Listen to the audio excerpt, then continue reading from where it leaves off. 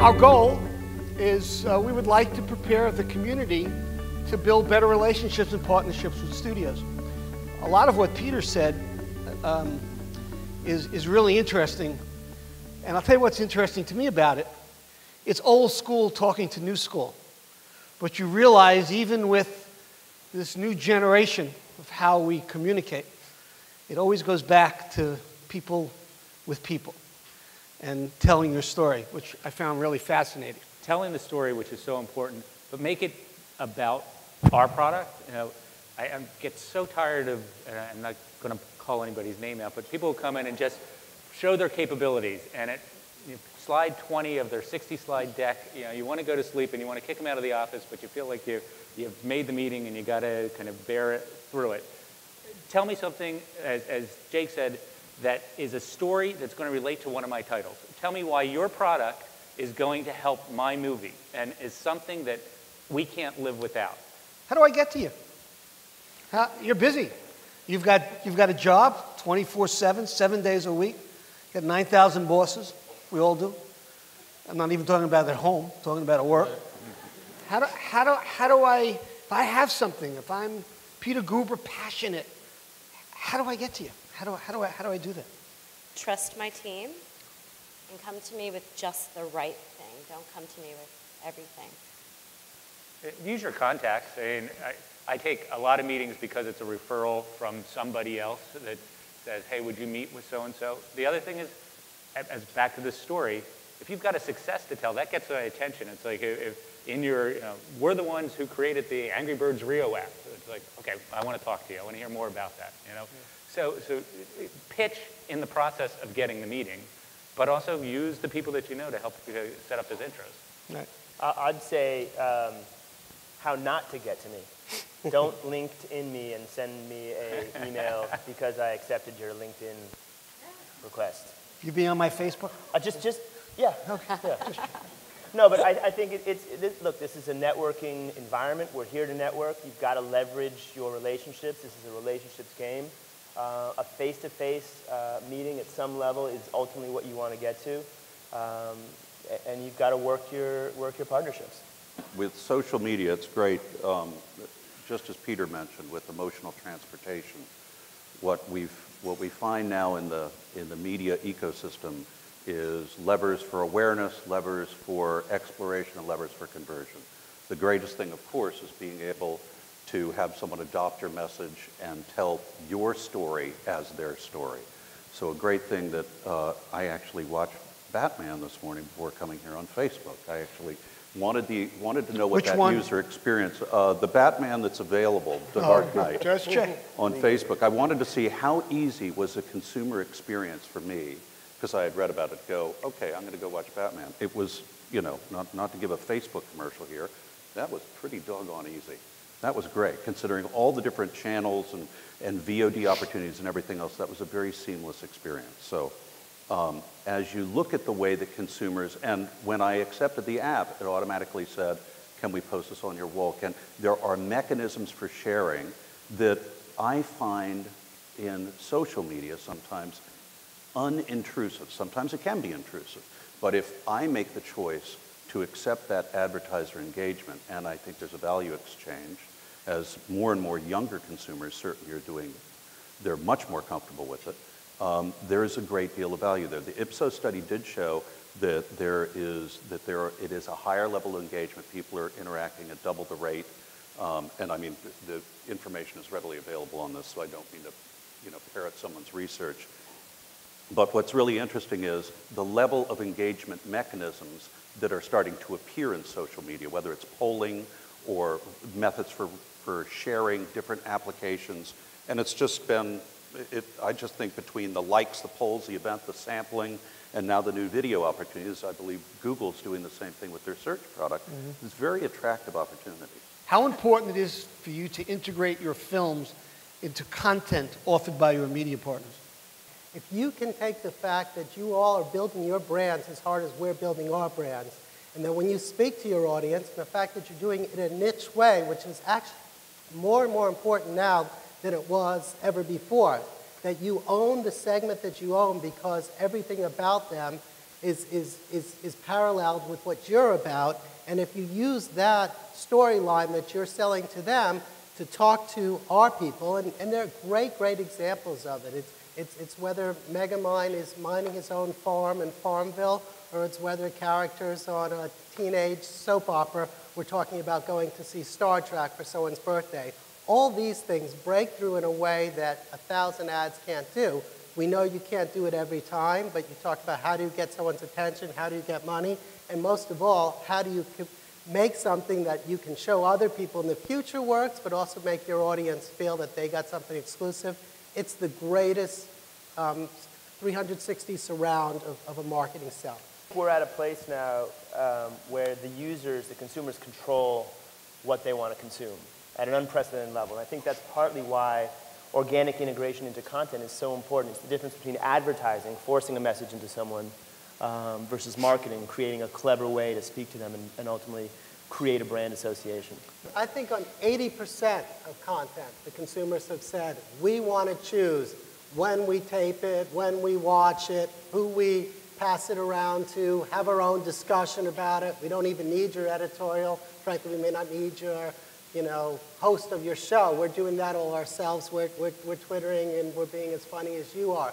But on the other 20%, it's why the mediums that are still strong continue to be stronger. I think live sports, for instance, is the strongest thing in television in 5 years. And that is, you have to watch it live.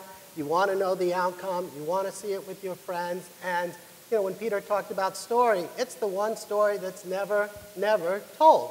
You may know that the Titanic sinks. You don't know who's going to win the game. And because of that, the ratings for live sports, and it's across the board, are huge. And it basically did for the TV industry what 3D has done for the movie industry. Well, people have said movies are going to go away because the experience can't be the same. It can be replicated on all these other screens. 3D came along and changed it.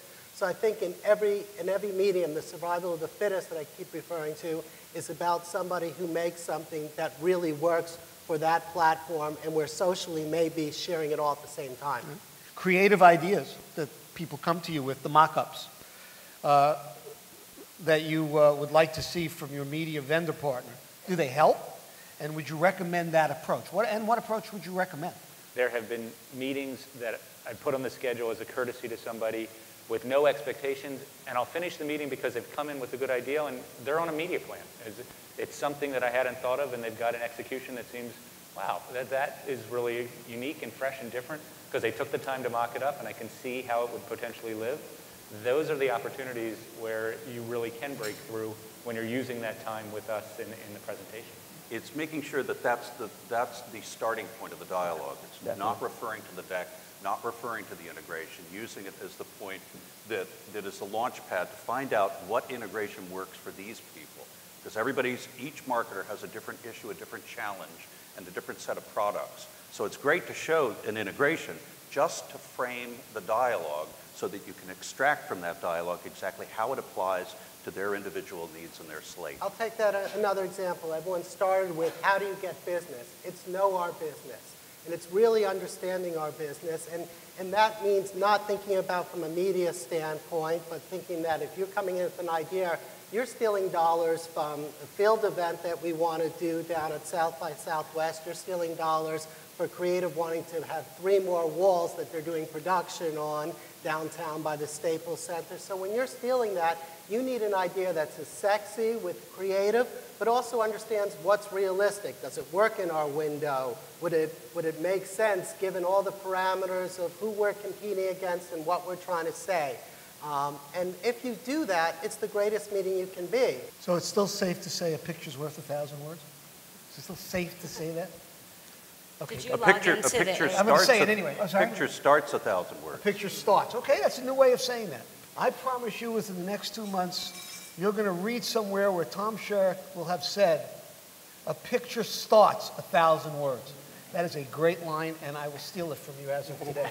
So here's the answer to the first question they asked about how to pitch. The thing is, honestly, using the mocks of Transformers and Despicable Me and Twilight are great, but honestly, if you're a young new seller and you want to get the dialogue and get the business, target the projects that aren't their tentpoles. Because everybody's trying to sell everybody's tentpole. It's like, oh, Transformers, you're going to be buying everything. No, they're not going to be buying everything, and they don't even need to buy anything. So pick the projects that are lower on the level, that actually everyone's looking for solutions. And I can say this because I'm not currently doing this part of it right now. Everybody needs your help. They really do need your help.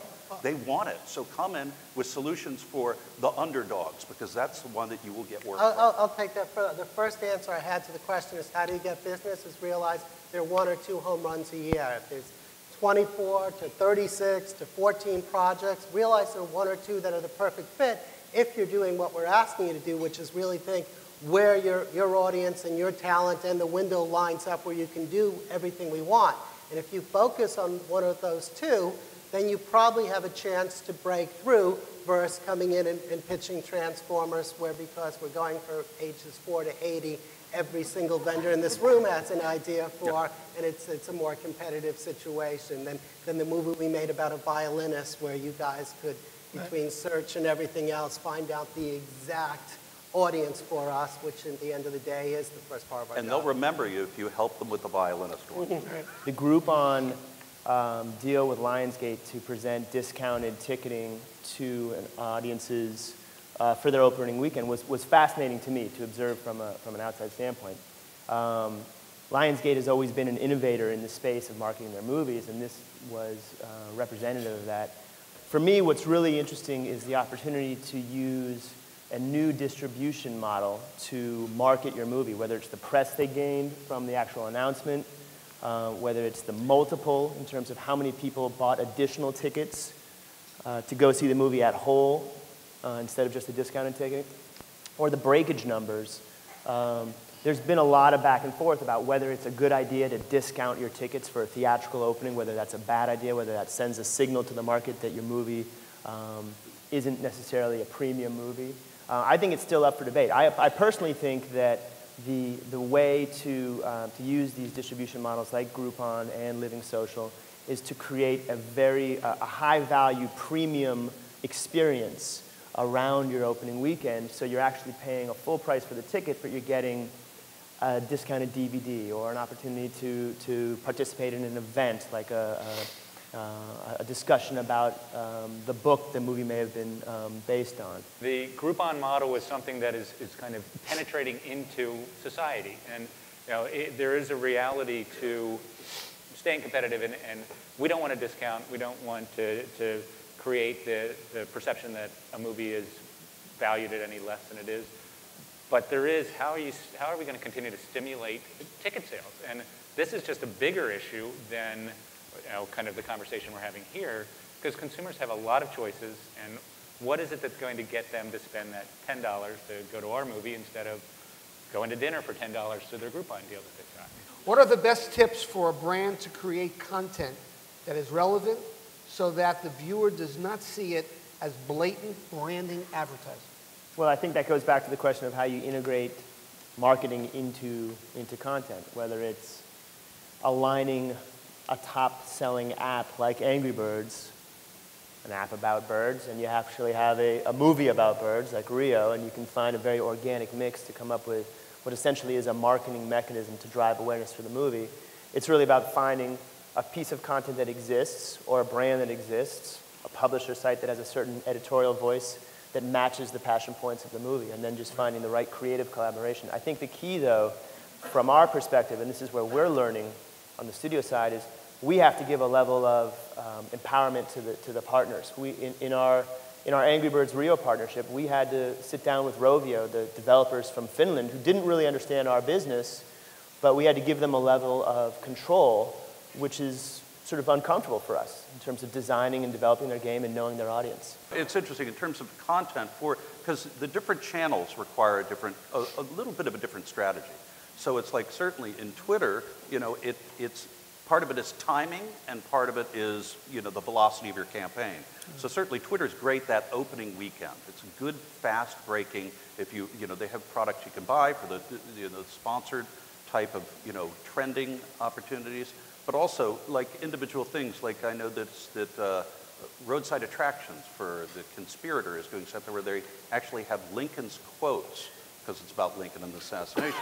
Lincoln's quotes, they actually started a Twitter feed for Lincoln. So it's an interesting way. So what can you do in 140 characters? And then looking at your channels and figuring that out is certainly one way to create content per channel. How does it work with social media? How do you use that to spread the buzz? Social media, I love the example Peter gave before about Big. I think it was perfect. That social media is one of the piano players in that duo there. And that if social media, which was represented by the younger Tom Hanks there, has somebody else playing different notes at the same time, it's going to be one of your most successful campaigns. Any of the mediums, you know, we used to always put the URLs on the bottoms of the posters and the TV spots, and then it's gotten more aggressive in terms of the call to action. Just the awareness-driven traditional media bleeds into social and allows things, just like with paranormal, and certainly you're doing with Her Highness, with the demanded campaigns, with Eventful, that gives people the ability to take an action on it. Social has also given us an architecture that didn't exist 5 years ago to maintain relationships with our consumers. Before, you know, Twitter's 5 years old now, Facebook 6 years old, something like that. But before those platforms, we would collect emails and build up databases for our movies, and we would send out messaging directly to our consumers. Now, our CRMs, our relationship management tools are really these social platforms where the consumer can opt in, can spread our word, and yet we can still maintain a relationship and feed them the kind of content that we need to feed them. Can you talk about how the community can build better relationships with the studio, with your studio? How can that, as a community, how can that be done? I think understanding and being sensitive to our dynamics, that it's not easy to just find those dollars, because it means we have to take it from something else if it's going to go to you. So you have to help tell the story as to why that's going to be more valuable than running another TV spot or buying the outdoor on Sunset. And it isn't as simple as the standard research of, well, we did a study on our site and saw the 20% lift. Well, that's what we would expect from advertising. How does that lift compare against the other mediums? And I think you've got to make sure your story, and I'm thinking specifically in the digital space, is comparative to the other mediums that are out there in order for there to be a lift in the total pool that comes to you. How do we approach a brand with an idea of a website or content idea if we don't have them as a client yet? Is it worth it to use money for a trailer and risk it? Yeah, put some skin in the game. Is it worth it? I mean, that's a decision, that's a business decision that you'll have to make. But I think when you're looking to get new clients, you've got to be bold, you've got to cut through the clutter, you've got to create something that's going to, you know, raise Steve or Doug or myself or any of the buyer's eyes. You know, the theatrical marketing business is unique. It's not CPG, it's not automotive, it's not finance. The kinds of things that we're passionate about are specific to our brands. And I think we love to work with partners who are passionate about movies and entertainment as well. So put some skin in the game. Just like any creative in this town, you've got to build something in order to get people's attention. Who would like to tell us about a films campaign that's lived across multiple platforms, digital, mobile, apps, TV? So many campaigns have lived across multiple media, but one of my favorites that I had the good fortune to work on was for District 9. And you know, the studio had an amazing creative idea to, you know, put that idea of alien apartheid, you know, put it out in their marketing and really, you know, talk about a story. They made people connect with the idea of being oppressed, and they created two different sides of the story. You know, one was the oppressive MNU entity that was looking to, you know, put the aliens in District 9. And then the other was the counterculture. All of the media was leveraged to do that. So, you know, the TV spots had fake PSAs from MNU. You know, across websites, the counter-revolution would take over. When you logged into a site, you had to identify yourself as alien or human, and you would get the appropriate language served up to you. And you know, that took the ingenuity of our partners to really make that happen. Right. And we used phones in the old school way. We actually urged people to call on them, to pick them up and dial it. We just gave them a hotline, and it was on all of our billboards, and anytime somebody saw an alien sitting on one of our bus benches, which they were not allowed to sit on, they could call and they could report it. Right. In your opinion, what movies were made by marketing and what movies were destroyed by marketing? I think you need a criteria for both of them. So the criteria I use by Nobody name came. is look at films that outperformed anything else that had similarity in terms of genre and assets that it had in history. I've seen so many in the last year. I think Sony on Karate Kid, that did so much beyond what you thought you could do with a child star, with a 1980s, taking a franchise that wasn't seemingly that much alive and making it so different. I thought at our own studio, True Grit, no Western before had opened like that, and only Dances with Wolves had ever performed like that, so it broke out. And best for the Coens as well. Best for the Coens by far. And speaking of looking at more niche films, Black Swan. Who would have thought a film about ballet could break through and make $100 million? And even something like Due Date, and that's why I put my criteria, because Due Date seemed, Due Date and Hangover. These films seem like very simple when you do it, but when you realize with R-rated films how hard it is to tell your message in 30 seconds and to get across sometimes stories that don't seem like one line, that's it. So I'm not going to say the type of films that have failed, but the ones that do, it's usually when those aspects that you may think are in the film and you think, why couldn't they do it, you find out in the creative process it's still that you could not bring that down to 30 seconds. You had to spend 2 hours to feel the emotion, which is hard to do in an ad or anything else that resonated with you. When someone comes up to me and says, hey, I saw that movie that you worked on, I saw it on my flight, from New York, and that was actually a pretty good movie. How come I never went to see, that to me is an example, it's the criteria that sort of lets me believe that we didn't do a good job marketing that movie. The most important thing I could tell you is, and why I asked the question, how do I get to you? You got to network. You got to know how to get to the people. You have to figure that out. What you're going to find is that really good executives have a way of giving back because it makes them even better at what they do by giving back and getting that one idea, like the idea you came up with Angry Birds, we should talk. The idea that you have to figure out how to get to them. And if I just might end this whole segment with something that came out of one of my favorite movies, American President, in answer to what Peter Gruber's last joke was. My name is Tom Sherak. I am a consultant, and I'm proud of it. Thank you. Big round of applause for Tom and the panelists. So remember, pride your goal and go out and tell your stories. Have a great day, you guys.